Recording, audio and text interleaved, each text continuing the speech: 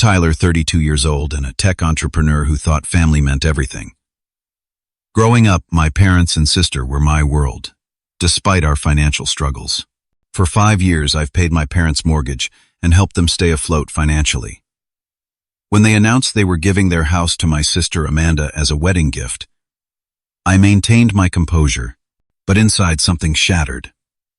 The home I'd been paying for was suddenly hers without a single word to me beforehand. If you're watching this from a family gathering, maybe check your finances first. Give this video a like if you've ever felt taken for granted by family, and subscribe to see how I handled this betrayal. My childhood in Denver was what most would call typically middle class. We lived in a modest 3-bedroom house in a neighborhood with decent schools and community parks, where I spent countless hours playing basketball. My parents, Robert and Linda, were hardworking people who never quite managed to get ahead financially. Dad worked in construction, taking whatever jobs came his way, while Mom picked up shifts as a receptionist at a local dental office. They struggled with bills, but there was always food on the table and love in our home. Amanda came along when I was 4 years old. From the moment she arrived, it was clear she held a special place in my parents' hearts. She was their little princess, the baby of the family who could do no wrong. I noticed the favoritism early on, but it never really bothered me. I was the responsible older brother who understood that different children needed different types of attention. While Amanda got the praise and coddling, I developed independence and self-reliance. My entrepreneurial journey started early. At 14, I was mowing lawns, shoveling snow, and doing odd jobs around the neighborhood. By 16, I had saved enough to buy my first computer, teaching myself programming late into the night. My parents were supportive but uninvolved. They didn't understand technology and viewed my interest as just another teenage hobby. When college acceptance letters arrived, I had earned a partial scholarship to Colorado State for computer science. It covered about half the costs, and I worked 2 part-time jobs to make up the difference. During those years, I built websites for local businesses, started a small app development service, and graduated with minimal debt compared to my peers. At 25, I took the leap and founded my own tech company focusing on customized security solutions for small businesses. The first 2 years were brutal. 18-hour days, ramen noodle dinners, and an apartment so small I could touch both walls with outstretched arms. My parents watched from a distance occasionally, asking when I would get a real job with benefits and stability. The turning point came when I was 27. A regional bank hired my company to overhaul their digital security infrastructure, a 6-figure contract that put me on the map. Suddenly, my business was growing faster than I could handle alone. I hired my first employees, moved into a proper office space, and finally started paying myself a reasonable salary. It was around this time that my parents' financial situation began deteriorating rapidly. Dad injured his back on a job site, leaving him unable to work in construction. Their medical insurance was minimal, resulting in bills that quickly reached $20,000. Mom's hours at the dental office were cut back during a recession. Within 6 months, they were 2 payments behind on their mortgage of $150,000 and talking about bankruptcy. I stepped in without hesitation. First, I cleared their medical debt. Then I took over their mortgage payments entirely, $1,500 every month. I paid for home repairs, car maintenance, and eventually their cell phone bills and utilities when things got particularly tight. I never asked for anything in writing or discussed repayment terms. They were my parents, and I was finally in a position to help them after all they'd done for me growing up. Over the next 5 years, my financial support for them totaled well over $275,000. The mortgage payments alone came to $90,000. I never complained or made them feel like a burden. In fact, I took pride in being able to provide this security for them in their 50s when their own financial planning had fallen short. During this period of professional success, I purchased a vacation property in Lake Tahoe, a 3-bedroom cabin on a small parcel of land near the water. It was both an investment and a personal retreat where I could decompress from the pressures of running a growing company. I visited about once a month, sometimes bringing friends or using it as a place to work intensely without distractions. The property cost $700,000, representing years of hard work and careful financial management. Meanwhile, Amanda had followed a different path. After a mediocre college experience studying communications, she bounced between jobs in retail and restaurant management. My parents never pushed her toward financial independence the way they had with me. When she struggled to pay rent, they would call me to ask if I could loan her money, which she never repaid. Everything changed when Amanda met Bradley at 28. He worked in finance, wore expensive suits, and drove a German luxury car. From their first date, she was captivated by his apparent success and sophisticated lifestyle. Within 6 months, they were engaged, and my parents couldn't have been more thrilled. Bradley came from a wealthy family, and they saw this as Amanda's ticket to the financial security they had never achieved themselves. The engagement was announced at a family dinner at my parents' house, the house whose mortgage I had been paying for years. I brought an expensive bottle of champagne to celebrate, genuinely happy that my sister had found someone who made her happy. Little did I know that this dinner would be the beginning of the most painful family betrayal I would ever experience. The family dinner started like any other celebration in our household. Mom had prepared her signature pot roast. The dining room table was set with the good china that only came out for special occasions, and everyone was in high spirits. I arrived early to help set up, bringing not only champagne but also a small engagement gift for Amanda and Bradley, a weekend getaway to a vineyard resort I knew they would enjoy. We toasted the happy couple, shared stories, and laughed as Amanda described Bradley's elaborate proposal at an upscale restaurant downtown. Bradley seemed confident, perhaps borderline arrogant, but I was willing to overlook certain personality traits if he truly loved my sister. Throughout dinner, he casually mentioned his family's vacation home in Aspen and their connections to various influential people in Denver. As dessert was served, Mom's homemade apple pie. My father cleared his throat and tapped his glass with a spoon. "We have another announcement to make," he said, looking at my mother with a conspiratorial smile. "Your mother and I have been thinking about what we could possibly give you two as a wedding present, and we've decided on something special," my mother continued. "We know starting a life together requires a foundation, a place to call your own." She reached for Amanda's hand across the table. "So we've decided to give you this house as your wedding gift. We've already started the paperwork to transfer the deed to your names." The room went silent for a moment before Amanda squealed with delight, jumping up to hug our parents. Bradley sat back with a satisfied smile, nodding as if this was exactly what he had expected.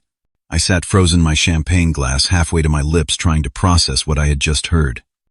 The house I had been paying for, the mortgage I had covered for 5 years without complaint, the home I had helped renovate with my own hands and money, given away without a single word of consultation with me. I maintained my composure, somehow forcing a smile and offering congratulations while my mind raced. After dessert, when Amanda and Bradley were occupied showing my mother some wedding venue photos on their phones, I pulled my father aside to the kitchen. "Dad, can we talk about what just happened?" I kept my voice low and controlled. "Isn't it wonderful?" he beamed. "Amanda and Bradley will have such a great start." "I'm confused," I said carefully. "I've been paying the mortgage on this house for 5 years. Did that factor into your decision at all?" His expression changed slightly, a flash of discomfort quickly replaced by defensiveness. "Tyler, you're doing so well for yourself. You have your own place, that vacation house in Tahoe. Amanda is just starting out. Bradley comes from money, Dad. His family has a house in Aspen. Meanwhile, I've paid nearly $90,000 toward this mortgage." My mother walked in, sensing tension. "What's going on?" I repeated my concerns to her, and she exchanged a look with my father before responding. "Honey, we appreciate your help. We really do. But this is our house to give. Amanda needs help starting her life. You're already successful. So my financial contributions meant nothing. You didn't think to discuss this with me at all." "We didn't think you'd make such a big deal about it," my father said, his tone hardening. "After all, you can afford it." I then learned they had already signed over the deed the previous week. The decision had been made long before this dinner, without any consideration for my feelings or financial investment. The betrayal wasn't just about the money. It was about the complete disregard for my role in maintaining their financial stability for years. I left shortly after making an excuse about an early meeting the next day. I drove home in a daze, trying to make sense of what had happened. The rational part of my brain kept searching for explanations that would make their actions understandable, even justifiable. Perhaps they genuinely thought I wouldn't mind. Maybe they assumed I had been helping them as a gift with no expectations. The following week was a blur of emotions. Shock gave way to hurt.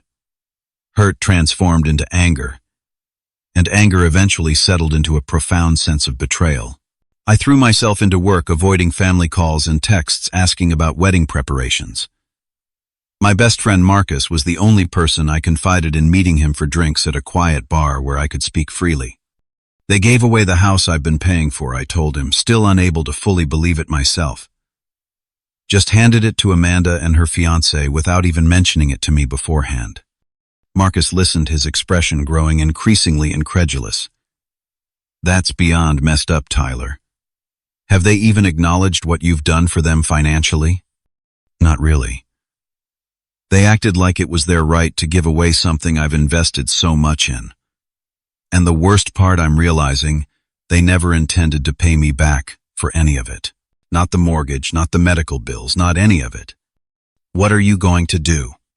I sighed, staring into my drink. What can I do? It's legally their house. I never asked for anything in writing. I helped because they're my parents, and they needed it. I just never imagined they would take advantage of that. As wedding planning proceeded, I maintained minimal contact with my family. Amanda called, occasionally oblivious to my feelings, chattering about caterers and flower arrangements. She had already started referring to my parents' house as our house, and was making plans for renovations that would begin immediately after the honeymoon. During one such call, she mentioned casually, "Bradley thinks we should convert the basement into a home theater. His parents are gifting us the equipment as their wedding present." The information struck me as odd. I thought Bradley's family had serious money. A home theater setup seems modest compared to what they could afford. "Oh, they're comfortable but not like super rich," Amanda laughed. That was just Bradley being Bradley. He likes to impress people. This revelation only added to my frustration. Bradley had exaggerated his family's wealth, and my parents had still decided to give them a house. My house, in essence, as a wedding gift. Meanwhile, they continued calling me about helping with various wedding expenses, acting as if nothing had changed between us. The final straw came when my mother called, asking if I would increase my monthly contribution to their expenses just temporarily to help cover some unexpected wedding costs. She had no awareness of how inappropriate her request was in light of what had transpired. "Mom, I'm already paying for a house that you're giving to Amanda. I don't think I should be funding her wedding too." "Tyler, don't be selfish. This is your sister's special day." The conversation ended with tension unresolved, and I realized that my parents truly didn't see anything wrong with their actions. In their minds, my financial success obligated me to support the entire family indefinitely, with no consideration for my feelings or future. Despite my misgivings, I attended Amanda's wedding.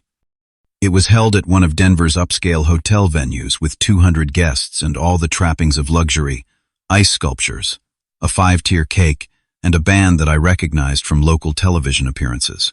I wore my best suit and brought a modestly expensive set of crystal wine glasses as a gift. Nice, but nowhere near the value of what I had already unwittingly contributed to their married life. Bradley's family occupied the front rows on the groom's side, dressed impeccably, and surveying the proceedings with critical eyes. I learned through conversations at the rehearsal dinner that while they were financially comfortable, they were far from the ultra-wealthy family Bradley had implied. His father owned a moderately successful insurance agency, and his mother taught at a private school. Their vacation home in Aspen was a timeshare they visited twice a year. Throughout the reception, I maintained a polite demeanor, dancing with elderly relatives and making appropriate small talk. But I couldn't help overhearing comments that stung deeply. "Tyler only brought wine glasses. I thought he was some big tech success," whispered a cousin to her husband, unaware I was just around the corner. "Robert and Linda are so generous giving Amanda and Bradley their house," remarked an aunt. "What a wonderful start to married life." Not once did anyone acknowledge that the generous gift had been largely financed by me for years. My parents basked in the praise for their apparent generosity, accepting compliments with humble smiles while never mentioning my contributions. After the honeymoon, my parents hosted a family dinner at their house. Now technically Amanda and Bradley's house, though they wouldn't move in for another month while some renovations were completed. I attended out of familial obligation, bringing a bottle of wine, and prepared to endure a few hours of conversation before making an excuse to leave early. The dinner was tense beneath a veneer of normality. Amanda couldn't stop talking about their honeymoon in the Bahamas, while Bradley interjected with exaggerated stories of befriending wealthy resort guests. My parents beamed at them adoringly while I pushed food around my plate and contributed minimal comments. As coffee was served, my father cleared his throat, the same signal he'd used before dropping the house bombshell. "So, we've been thinking about our living situation," he began, looking at my mother for support. "Yes," she continued. "Since we're giving this place to Amanda and Bradley, we've been considering our options."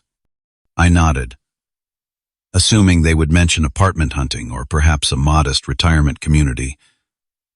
What came next blindsided me completely.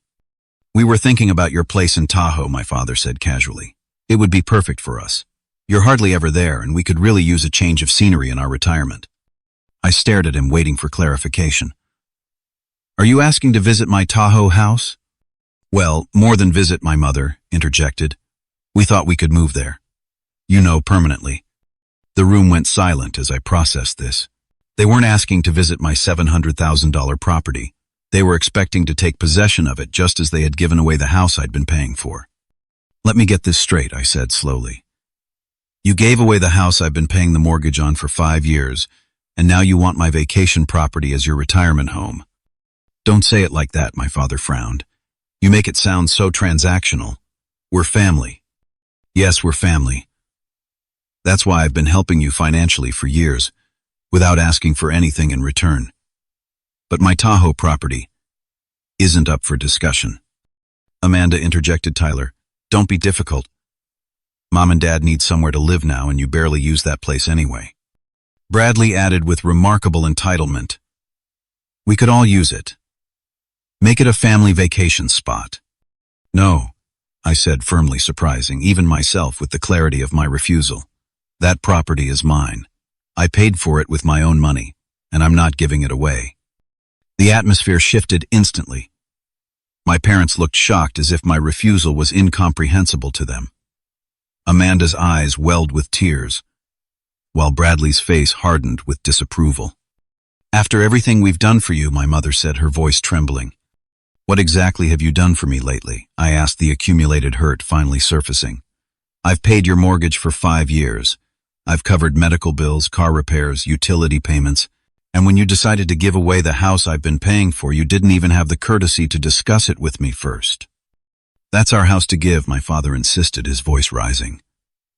"We never asked you to pay the mortgage. You offered."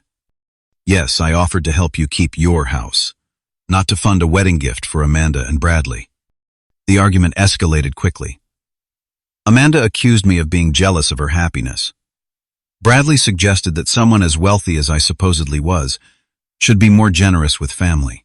My parents alternated between guilt trips about raising me and reminders of all they had sacrificed for my success. Finally, I stood up. "I think I should go. This conversation isn't productive." "If you walk out that door, you're choosing money over family," my mother declared dramatically. I paused at the threshold. "No. I'm choosing self-respect over being taken advantage of. There's a difference." I left amid protests and recriminations, driving home with a strange mixture of emotions: anger at their entitlement, sadness at the deterioration of our relationship, but also a surprising sense of relief at having finally established a boundary. For the next 2 months, contact with my family was minimal.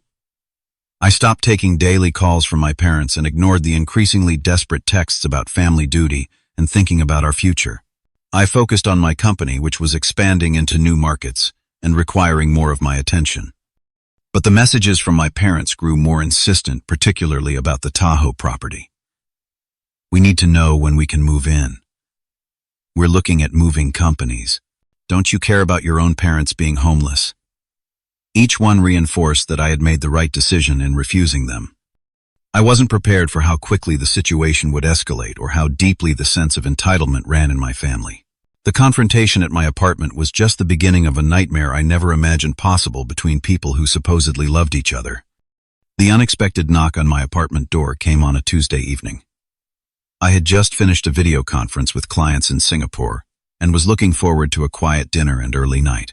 Through the peephole, I saw my parents standing in the hallway, their expressions a mixture of determination and indignation. Against my better judgment, I opened the door. "Mom, Dad, this is a surprise." They pushed past me into the living room without waiting for an invitation. My mother's eyes were red-rimmed from either tears or anger, while my father's face was flushed with emotion. "This has gone on long enough," my father announced. "We need to talk about the Tahoe situation." I closed the door slowly, steeling myself. There is no Tahoe situation. I've been clear that the property is not available. "We've given you time to reconsider, my mother," said her voice quavering. "But we need to move in by the end of the month. The new owners take possession of our house in 3 weeks. "The new owners?" I was confused. "I thought you were giving the house to Amanda and Bradley." My father shifted uncomfortably. "There were some changes to the plan. They decided the house wasn't quite what they wanted, so they sold it. Got a good price in this market." The revelation hit me like a physical blow. Not only had my parents given away the house I'd been paying for, but Amanda and Bradley had immediately flipped it for profit. Years of my financial support had essentially been converted into cash in their pockets. "Let me get this straight," I said, struggling to maintain composure. "You gave them my investment as a gift, and they immediately sold it. And now you expect me to give you my vacation property." "It's not just about us," my mother interjected. "Amanda and Bradley will need somewhere to stay too until they find their perfect home. We thought we could all share the Tahoe place." Before I could respond, there was another knock. Without waiting for me to answer, Amanda and Bradley walked in clearly, having planned this ambush together. "Tyler, you need to be reasonable," Amanda began without preamble. "Family helps family. That's how it works." Bradley stood with his arms crossed, adding, "You promised your parents they would always have a place to live. That's legally binding, you know." "I never promised anything of the sort," I replied, increasingly angry at the fabrication. "And I certainly never agreed to give anyone my Tahoe property." The conversation quickly devolved into accusations and emotional manipulation. My mother cried about being abandoned in her time of need. My father reminded me of childhood sacrifices they had made. Amanda brought up times she had been there for me that I could barely recall, while Bradley repeatedly mentioned his connections to powerful attorneys who specialized in family disputes. When it became clear that tears and guilt weren't working, the threats began. "We'll tell everyone in the family how you abandoned us," my mother said. "Your business reputation won't survive when people learn how you treat your own parents," Bradley added smugly. "Either give us the keys and the deed or consider yourself no longer part of this family," my father declared, his ultimatum hanging in the air between us. I had reached my limit. "I need you all to leave." They refused, insisting they wouldn't go until I came to my senses and agreed to their demands. Finally, I called building security, who arrived quickly and escorted my protesting family to the elevator. As the doors closed, Amanda shouted that I would regret this decision.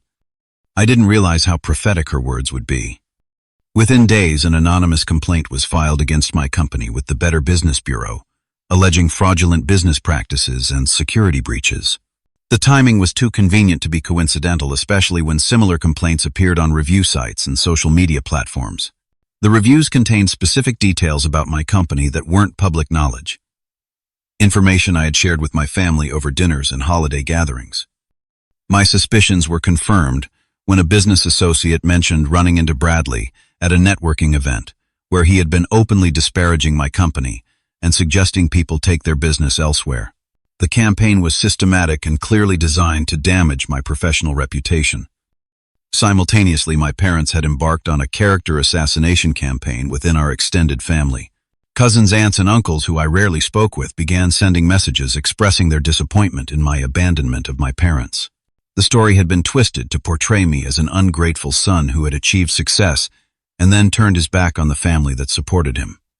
One particularly hurtful email came from my godfather, who had always been a voice of reason in family disputes. "I never thought you, of all people, would leave your parents without a roof over their heads. Your father may have his faults, but he worked 2 jobs to put food on your table when you were young. Is this how you repay that sacrifice? The distortions were breathtaking. No mention of my years of financial support. No acknowledgement that my parents had given away a house I had essentially paid for. No recognition that they were not in fact homeless but had received substantial proceeds from the house sale that Amanda and Bradley had engineered. After consulting with my company's legal team about the false reviews and complaints, I hired a personal attorney to address the family situation. On his advice, I sent a formal cease and desist letter to my parents and Bradley documenting the harassment and defamation and warning of legal consequences if it continued. The letter had the opposite effect of what I had hoped. Rather than backing down, my family saw it as a declaration of war. The messages from relatives increased in frequency and hostility. The online campaign against my business intensified. Bradley even showed up at my office attempting to speak to my employees about my family abandonment until security removed him. My attorney advised documenting everything and considering a restraining order if the harassment continued. What had begun as a disagreement over property had escalated into a full-blown family crisis that was now threatening my livelihood and reputation. The people I had supported for years were now actively trying to destroy what I had built. Through careful investigation, I discovered that Bradley had been responsible for the initial complaint, using his financial industry connections to lend credibility to the false allegations. He had systematically contacted several of my clients, sharing distorted information about supposed security flaws in our systems. Fortunately, my company's reputation for excellence was well established, and most clients dismissed these allegations. But the stress and distraction were taking a toll on my work and well-being. I found myself constantly checking for new negative reviews or having to reassure concerned clients. The most painful aspect was realizing that my family was willing to potentially destroy my career and reputation simply because I had refused to give them my property. Years of apparent love and connection had been revealed as conditional and contingent upon my continued financial support without boundaries or reciprocity. As difficult as it was, I knew I needed to stand firm. Giving in to their demands would only reinforce the toxic dynamic and lead to further exploitation. With my attorney's guidance, I prepared for whatever might come next, never imagining that my family would take things to an even more extreme level. After weeks of harassment and stress, I decided to take a long weekend at my Lake Tahoe property to clear my head and gain perspective. The 3-hour drive from my apartment in San Francisco to the cabin had always been therapeutic. Watching the urban landscape gradually give way to towering pines and eventually the shimmering blue of the lake. As I rounded the final curve in the private road leading to my property, I noticed something unusual: a large moving truck parked in my driveway. My first thought was that it must be at the wrong address, as the neighboring properties were spaced far enough apart to make a simple navigation error unlikely. I pulled up behind the truck and got out of my car, immediately spotting several suitcases and boxes on my front porch. A cold feeling of dread washed over me as I approached my front door. The lock appeared to be damaged with scratch marks around the keyhole, suggesting someone had forced entry. Pushing the door open, I was confronted with a scene that momentarily paralyzed me with shock. My parents were in the living room, directing 2 movers who were rearranging my furniture. Amanda was in the kitchen emptying my cabinets and replacing my dishes with ones I recognized from our family home. Bradley stood in the hallway measuring a wall as if planning where to hang artwork. For several seconds, no one noticed me standing in the doorway. Then my mother looked up, her expression shifting from surprise to defiance. "Tyler, we expected you on Monday. We're still getting settled in. What are you doing in my house?" I asked, my voice barely above a whisper. My father approached, speaking as if explaining something to a child. "Son, we told you we needed a place to stay. You weren't being reasonable, so we had to take matters into our own hands." Bradley stepped forward, his tone condescending. "We tried to handle this amicably, but you forced our hand. Your parents had a verbal agreement with you about this property. We're simply helping them enforce it." "There was never any agreement," I said, finding my voice. "You've broken into my home. This is trespassing and breaking and entering." Amanda joined the conversation, rolling her eyes. "Stop being so dramatic. We're family. Family shares what they have." I looked around at the scene of invasion. the moving men continuing their work as if this was a normal family disagreement. My possessions being shifted and replaced the casual entitlement on everyone's faces. All of you need to leave right now, I stated firmly. Take your things and go. We're not going anywhere, my father replied. This is our home now. We've already had the utilities transferred to our names, my mother added, and we've told the neighbors about the arrangement. The level of premeditation was staggering.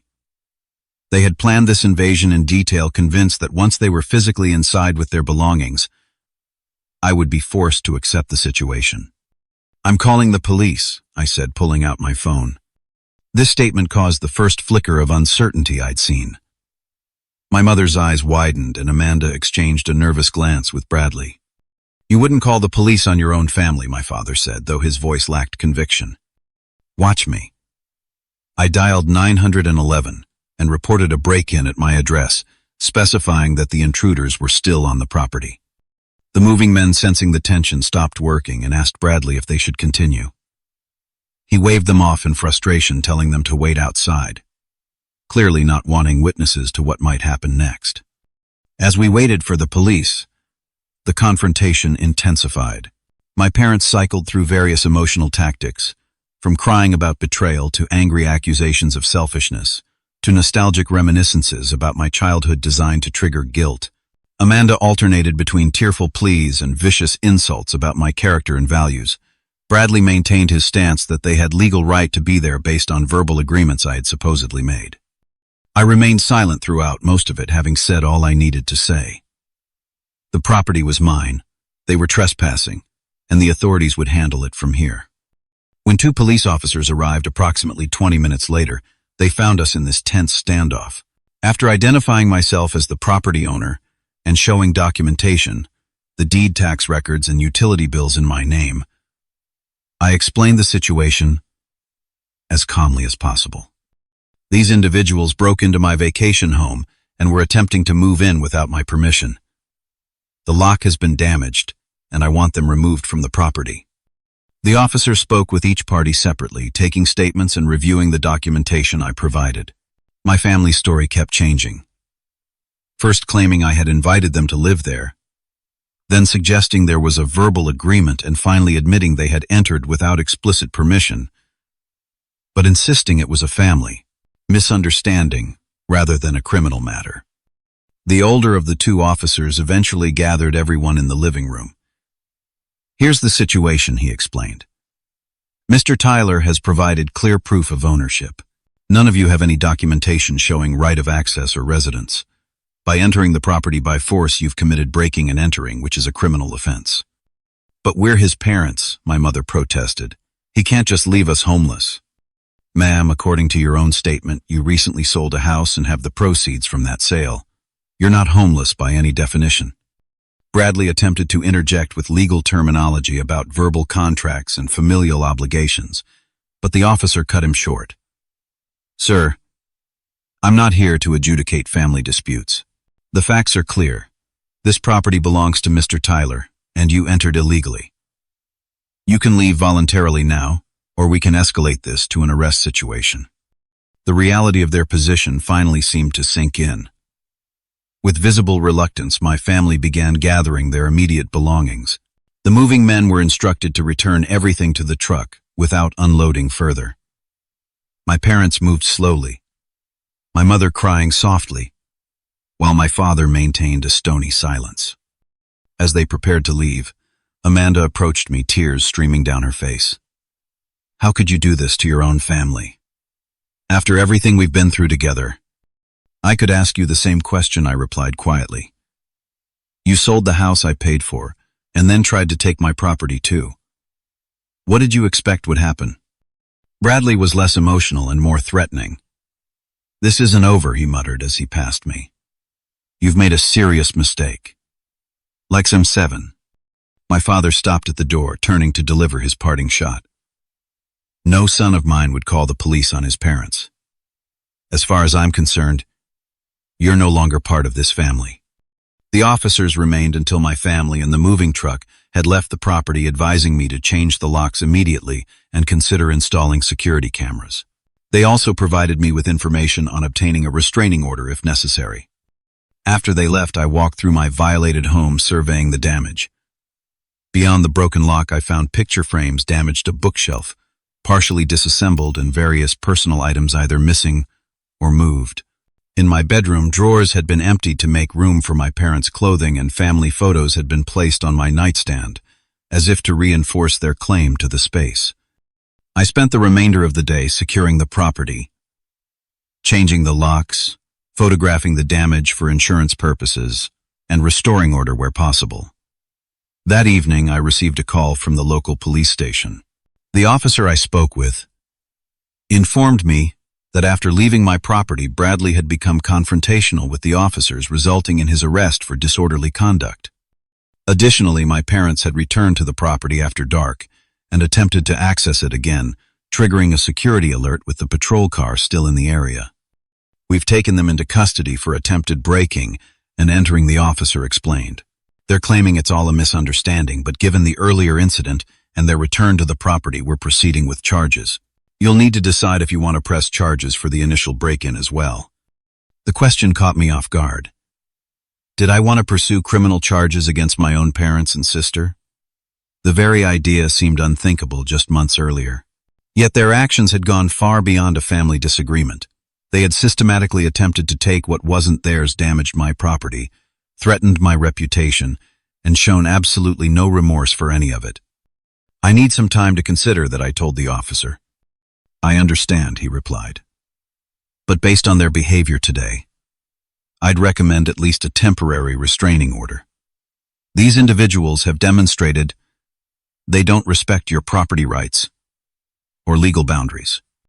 After ending the call, I contacted Marcus, needing a voice of reason in this madness. He listened as I recounted the day's events, his initial disbelief giving way to outrage on my behalf. Tyler, I know they're your family, but what they did crosses every line. If these were strangers, there would be no question about pressing charges. But they're not strangers, I sighed. They're the people who raised me, who are now trying to steal from you and destroy your reputation, he countered. Sometimes the hardest boundaries to set are with the people closest to us. But that doesn't make them any less necessary. His words resonated with the difficult truth I had been facing for months. The people I had supported and loved unconditionally had revealed themselves to be willing to take everything from me without remorse. Setting boundaries wasn't just about protecting my property. It was about preserving my self-respect and future well-being. In the weeks following the Lake Tahoe incident, I found myself in an unexpected state of emotional turmoil. Despite the clear violation my family had committed, I struggled with the decision to pursue legal action against them. I began seeing a therapist, Dr. Winters, who specialized in family trauma and boundary issues. What you're experiencing is common among people who've been in caretaking roles, she explained during our third session. You've been the financial support for your family for so long that both you and they have integrated it into your identities. When you established a boundary, you disrupted that dynamic, and the extreme reaction you witnessed was their attempt to force things back to the status quo. Through these sessions, I started recognizing patterns that stretched back to my childhood. While I had always viewed my relationship with my parents as loving but somewhat distant, Dr.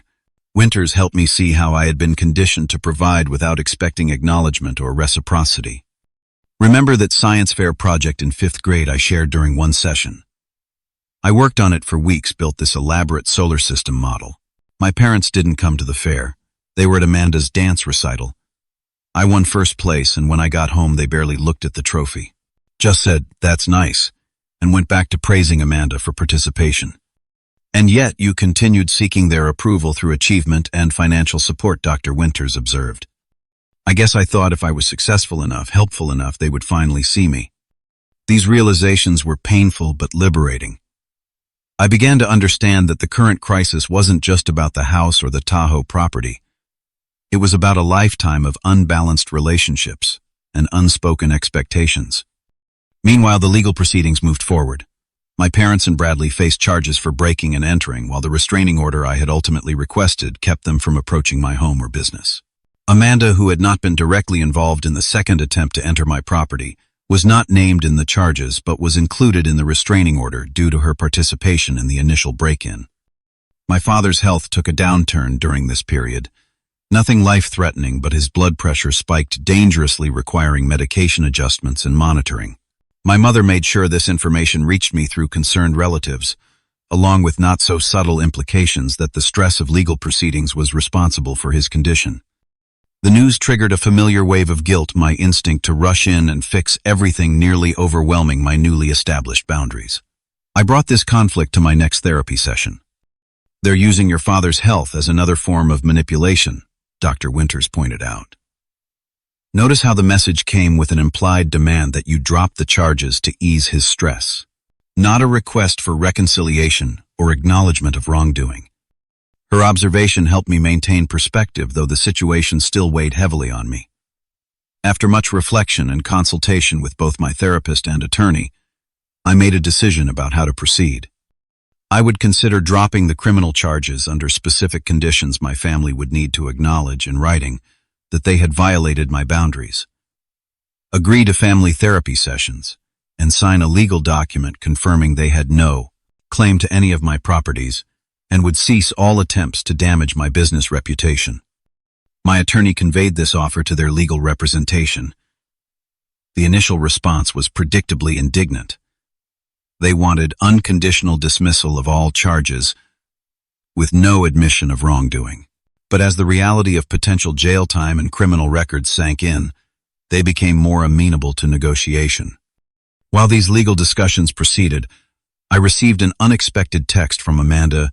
"Can we talk, just the two of us?"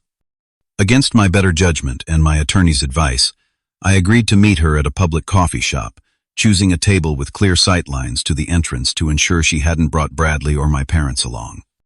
She arrived alone, looking more subdued than I had seen her in years.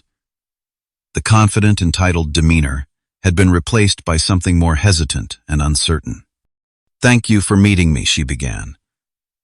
"I know you probably hate us all right now." "I don't hate you," I replied truthfully. "I'm hurt and disappointed by the choices you've all made. Bradley and I are separating," she said abruptly. "After everything that happened at the Tahoe house, I started seeing things differently. The way he spoke to you, the things he was willing to do, it made me question who he really is."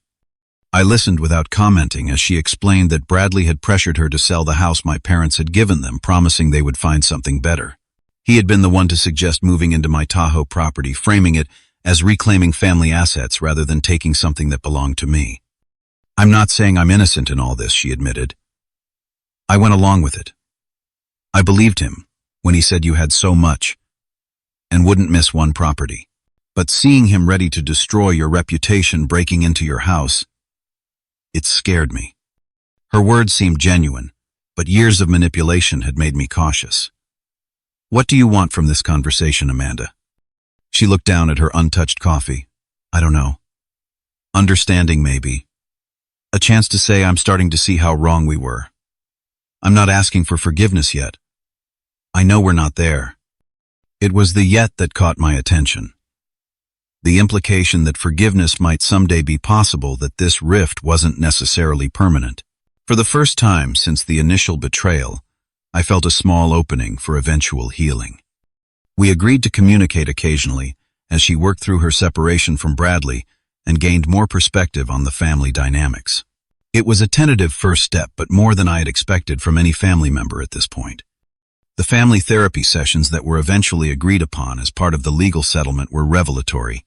Conducted by a different therapist specializing in family systems, these sessions brought to light the deeply entrenched patterns of entitlement and obligation that had defined our relationships.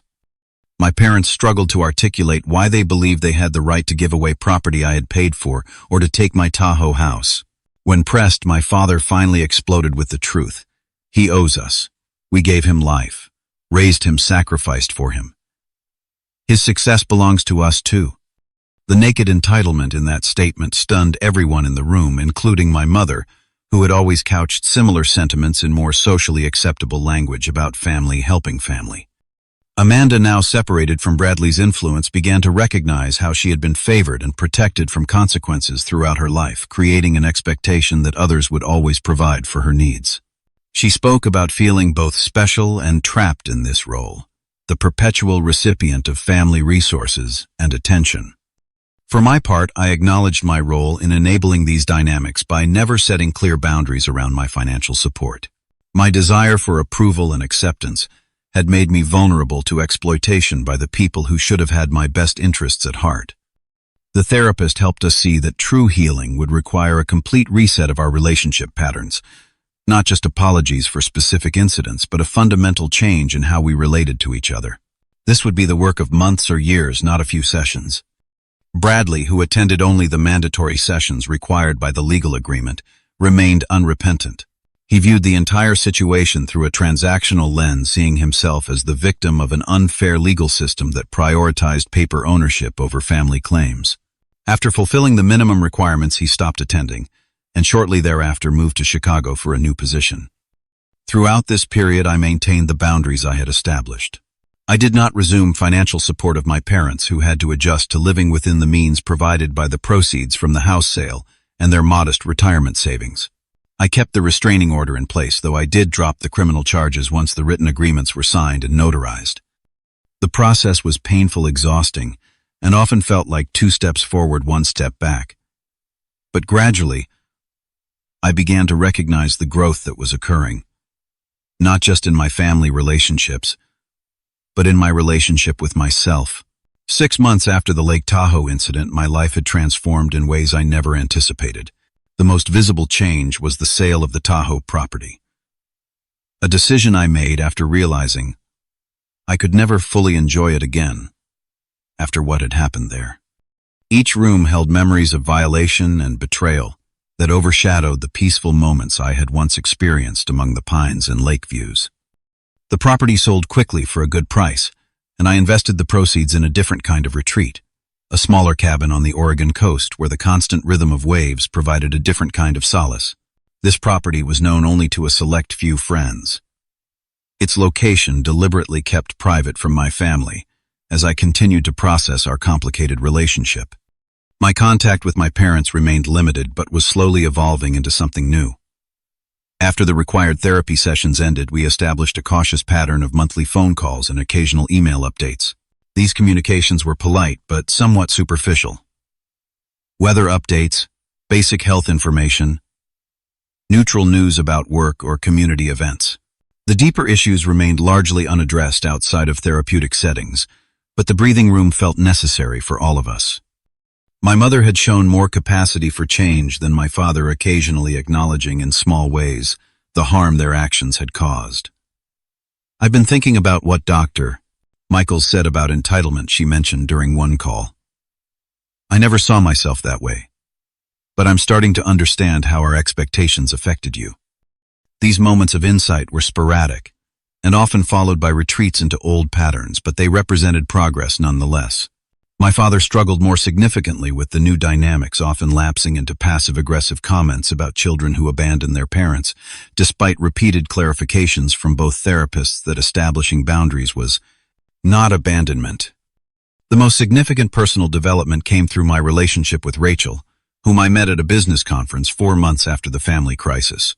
Smart, independent, and refreshingly direct, she brought a new perspective to my life and helped me recognize unhealthy patterns in other relationships beyond my family.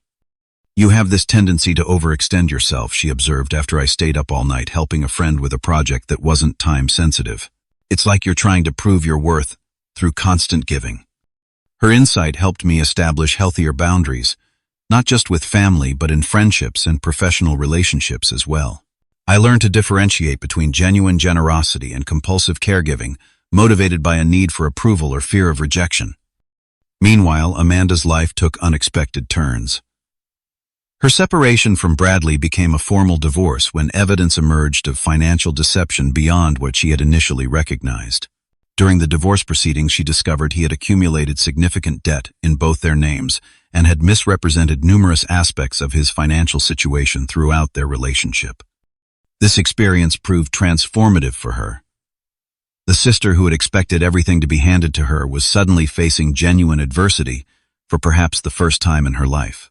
She found a modest apartment, took a job as an administrative assistant at a local college, and began the process of rebuilding her credit and self-sufficiency. Our relationship slowly improved as she gained perspective on the family dynamics that had shaped both of us. "I never realized how differently we were treated growing up," she admitted during a lunch meeting that had become part of our monthly routine. "You were expected to achieve and provide while I was protected and indulged. It wasn't fair to either of us."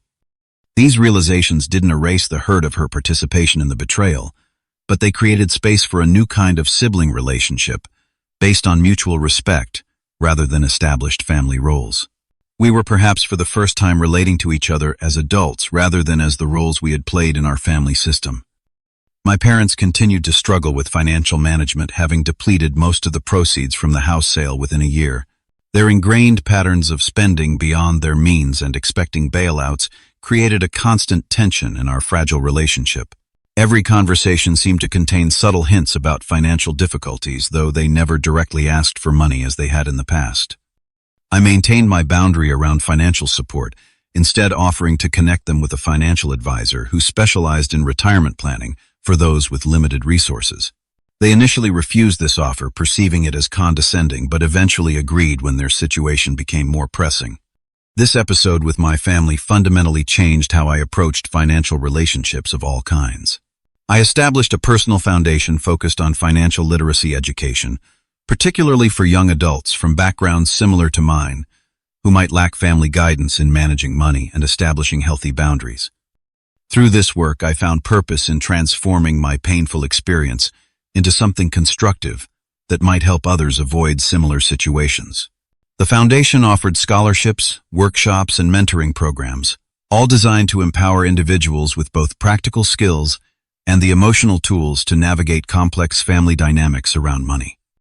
6 months into this new chapter, I organized a family dinner at a neutral restaurant location. The first time all of us would be in the same room since the court-mandated therapy sessions had concluded. The atmosphere was tense initially, with conversation focusing on safe topics like the restaurant's menu and recent weather patterns. Gradually, as the meal progressed, something shifted. Perhaps it was the public setting that discouraged dramatic confrontations, or maybe it was the accumulated months of individual growth. But we found ourselves having moments of genuine connection amid the awkwardness. My father, who had been the most resistant to acknowledging his role in the conflict, surprised me by raising his glass in a toast. "To new beginnings," he said simply. It wasn't an explicit apology or admission, but the look in his eyes suggested a recognition that the old patterns had been irrevocably broken and that moving forward required acceptance of this new reality.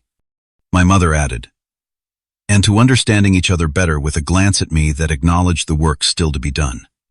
Amanda, who had shown the most growth through this ordeal, spoke more directly. "To boundaries and respect," she said, meeting my eyes with a clarity that reflected her ongoing journey toward authentic independence. I completed the toast with my own contribution.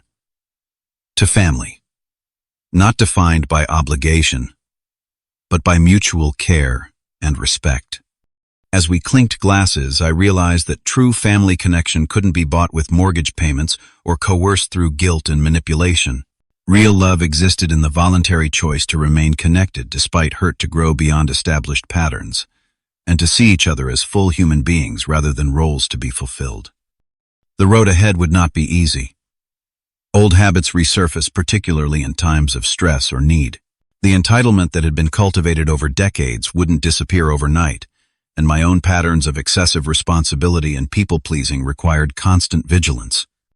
But I had learned perhaps the most valuable lesson of my adult life, that love without boundaries isn't love at all, but a transaction that ultimately damages everyone involved. True family connection requires both compassion and respect, for others and for oneself. What would you do if your family expected unlimited financial support without respect for your boundaries? Have you ever had to stand up to loved ones to protect yourself? Leave a comment below, sharing your experience or thoughts on this situation. Don't forget to like this video if it resonated with you. Subscribe for more real-life stories about family dynamics and share with someone who might be struggling with similar boundary issues. Remember, sometimes the hardest but most necessary thing we can do is say no to those we love the most. Thank you for watching. and may you find the courage to establish healthy boundaries in all your relationships.